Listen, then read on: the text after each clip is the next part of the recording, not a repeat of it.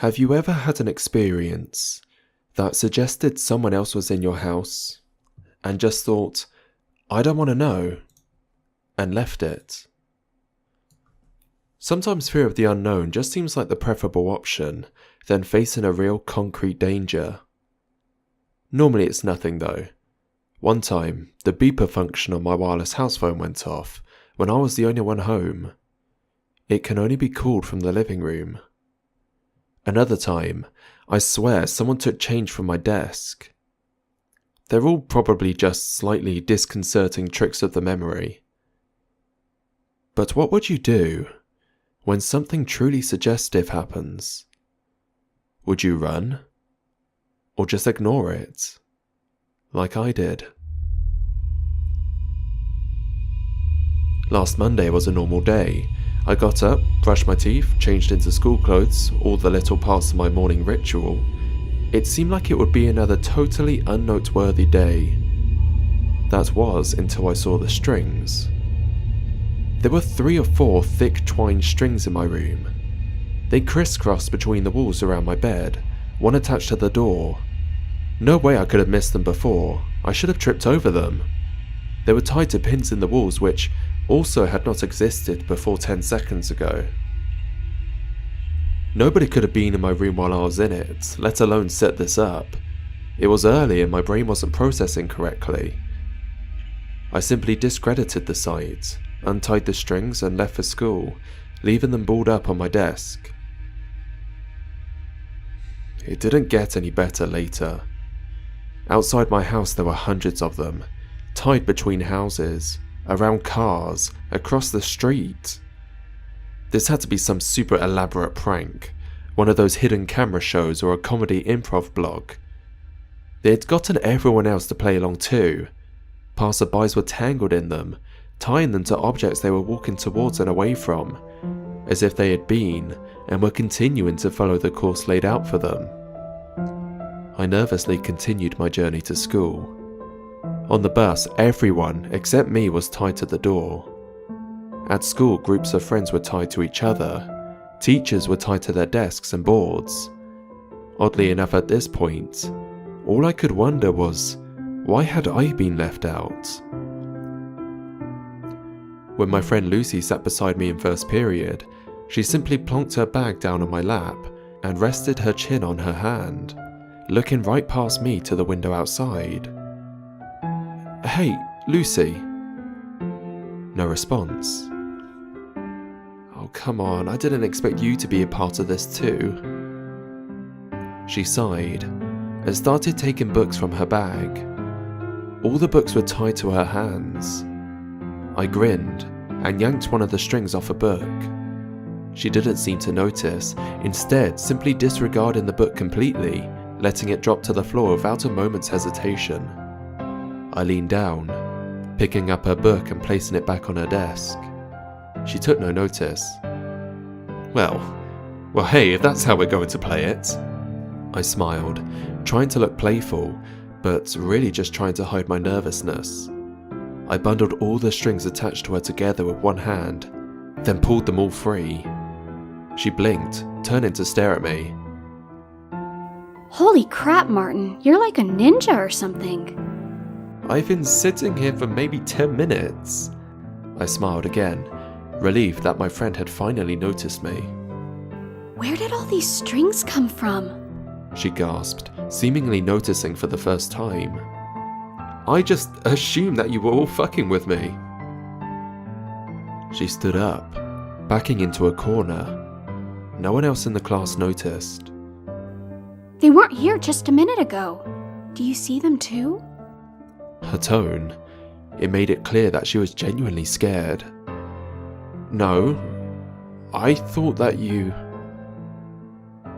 I was interrupted by my teacher slamming the door behind her. Everyone except for me and Lucy murmured a good morning, and still, no one seemed to pay either of us any notice. People have been ignoring me all day, I said to Lucy before turning to our teacher. Look. Hey, dumb bitch! You can't teach for shit! No reaction. I'm getting away from all this shit. Lucy pulled a few strings aside and left the class. I followed and, surprise, surprise, no one else noticed. We wandered the corridors, leaving and entering classes as we saw fit. Whenever we untied a chair or a book from someone else, it was like it suddenly didn't matter to them. It didn't exist. I showed her the street outside. There were more strings than when I came in this morning. Twice as many. We carefully picked our way through the tangle, making our way to a nearby coffee shop. Not particularly grand, I know, but what would you have done in our situation? As I said, fear of the unknown sometimes seems like the safer option. On a few occasions, I suggested we untie a few more people. Lucy opposed to it, remembering how terrified she'd been. In the coffee shop, we grabbed a couple of sandwiches and drinks from the fridge. We found a table, untied all the strings attached to the chairs, and sat down. We both ate in silence, both of us too scared, both of us distracting ourselves by watching the strangers in the shop, oblivious to the strings. After 20 minutes, Lucy spoke up. Now she's gonna take that sandwich, She said, pointing at a woman across the shop. Sure enough, she walked to the fridge and took the plastic-wrapped sandwich she was tied to. She pays for it and leaves. She did so, according to the prophecies of the strings. That guy doesn't intend to pay. I watched as the man took his coffee and ran out of the store, the two servers looking too exasperated to go after him. This is horrible. Let's go, please. She whimpered. Outside wasn't much better. Everyone just followed the strings' instructions, going about their daily lives. Lucy announced that she was going home to sleep this off, and I agreed to walk her home. She only lived 10 minutes away. Away from the busier part of town, there were fewer strings. It was nicer. We could pretend it wasn't happening. When we turned onto Lucy Street, she stopped, her mouth falling open. "Hey, you okay?" I broke the silence, my voice sounding surprisingly small. Look! She pointed outside one of her neighbours' houses. I saw it clearly, and I'll take my memory of that moment until the day I die.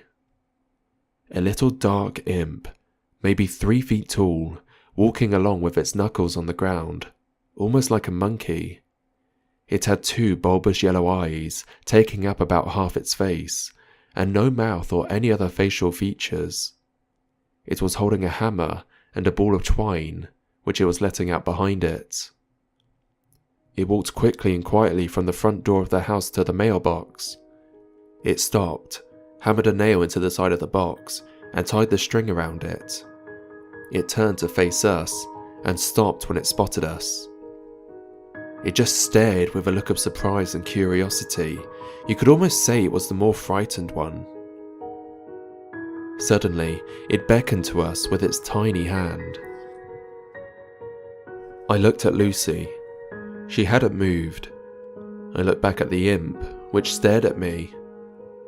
I halved the distance between us, and then halved it again.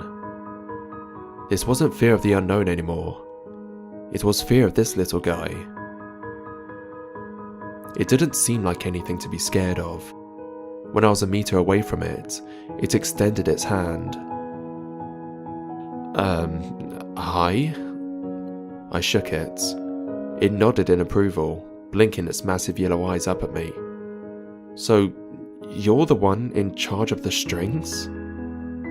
It nodded eagerly. I called Lucy over, but she stayed where she was. "Are there more of you?" Another nod. I wanted to ask it so many questions about what it was and where it came from, but it seemed for now I was stuck with only yes or no questions. What is this? Do we even have free will?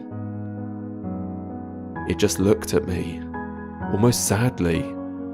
I immediately felt sick to my stomach and couldn't bear looking at the little monster anymore. I grabbed Lucy, who had been listening to our exchange and now sat on the curb with her head in her hands. "Lucy, come on." We entered her house and I made her a cup of tea. When I found her in the living room, she had untied her dog and was curled up with it, crying. I set the tea down and sat beside her. I'm so scared. She whispered, after a good 10 minutes of sobbing. I didn't answer. I couldn't. I'm going to sleep. She mumbled suddenly, and was under within the minute. Sleep was starting to sound pretty good all of a sudden. My eyelids suddenly felt like they were being weighed down. I collapsed to the rug, and the last thing I heard before I fell asleep was the scurrying of several sets of little feet nearby.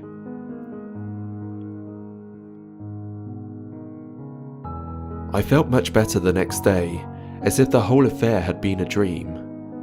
I would have probably believed it too, if I hadn't been awoken by Lucy's mother that morning, wondering what I was doing sleeping over without permission. Over breakfast, Lucy asked me why I looked so pale and nervous. I turned to her and smiled, mumbling something about feeling sick. But the truth was, I was scared, because I couldn't see any strings. And I was wondering whether my actions were truly my own.